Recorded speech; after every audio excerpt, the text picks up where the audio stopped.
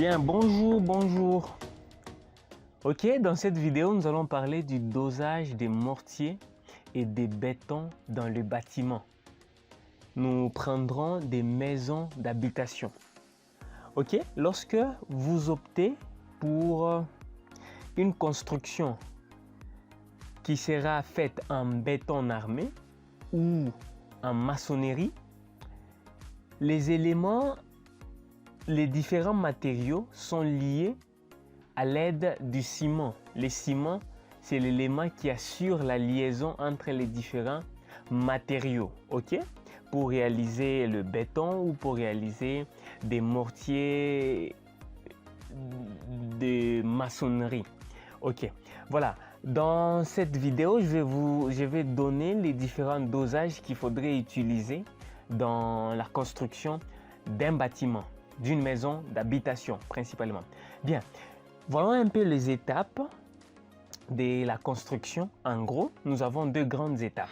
Nous avons la partie qu'on appelle grosse œuvre et la partie qu'on appelle seconde œuvre. La partie qu'on appelle grosse œuvre concerne les travaux de la structure porteuse, les éléments porteurs de l'ouvrage. Ça constitue la structure de l'ouvrage. Et le second œuvre comporte tout ce qu'on appelle finition et revêtement. Ça constitue en fait l'enveloppe du bâtiment. Ok? Maintenant, les éléments de la structure doivent être bien dosés pour conférer une résistance donnée à la structure. Les dosages, c'est le poids du ciment dans un mètre cube. Ici, quand on parle du dosage, nous voyons la quantité du ciment dans un mètre cube. Eh bien, prenons les différentes étapes de la partie grosse œuvre. Nous avons le béton des propriétés. Le béton des propriétés, donnons le rôle, c'est un béton qu'on emploie pour rendre propre la zone de travail. Un des rôles, c'est pour rendre propre la zone de travail. Nous avons la fondation. La fondation, elle peut être en semelle isolée, en semelle filante ou même en radier. Ok? La fondation, c'est la partie inférieure de l'ouvrage qui a pour rôle de transmettre en toute sécurité les charges au sol. En dehors de ça, nous avons la maçonnerie en moellon. Ok? La maçonnerie en moellon constitue aussi une fondation pour des ouvrages, pour des maisons d'habitation. Ok? Et là, donc, le même rôle, c'est de répartir, de transmettre les charges au niveau du sol. Ok. En dehors de ça, après la fondation, il y a la partie qui suit, c'est la partie de la chape ou la dalle de sous-pavement, qui peut être en béton simple ou en béton armé. En fait, la chape ou la dalle de sous-pavement sert des couches d'égalisation pour la partie supérieure de la fondation. Vous avez la fondation, en partie supérieure de la fondation, on pose une dalle de sous-pavement. Elle égalise, elle donne la planéité, ok? Pour commencer l'élévation des murs. Bien, nous passons à l'élévation des murs. Nous voyons la maçonnerie d'élévation qui peut être en briques ou en bloc. La maçonnerie a pour rôle de servir à former des pièces. Ok?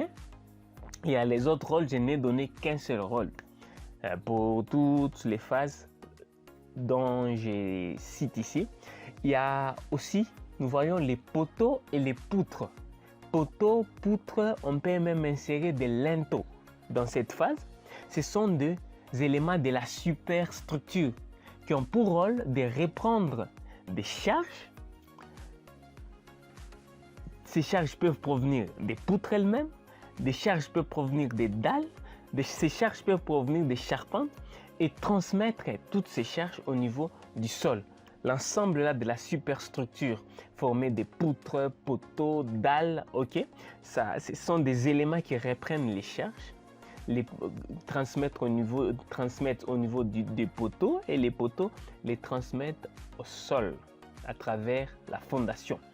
Bien, un autre élément, c'est la chape sous toiture.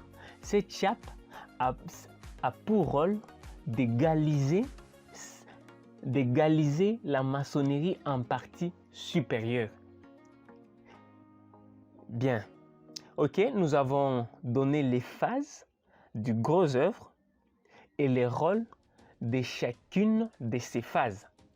Voyons maintenant le dosage de ces éléments. Tous ces éléments sont des éléments en béton ou des éléments qui constitués par de la maçonnerie.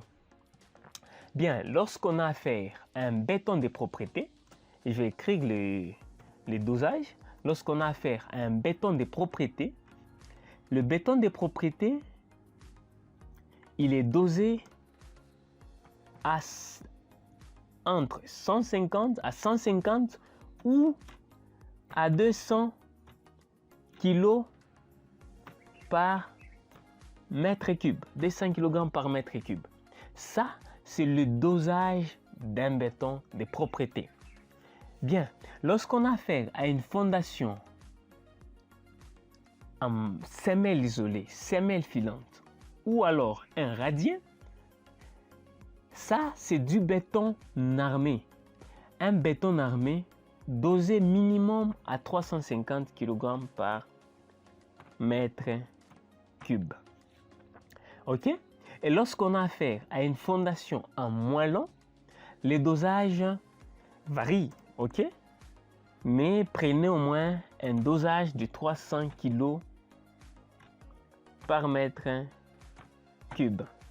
Bien, lorsqu'on a affaire à une chape ou à une dalle de sous-pavement en béton non armé, on prend un dosage de 250 ou de 300 kg par mètre cube. Ok, on évolue. Et lorsqu'on a affaire à de la maçonnerie, à la maçonnerie d'élévation en brique ou en bloc, les dosages varient. On prend.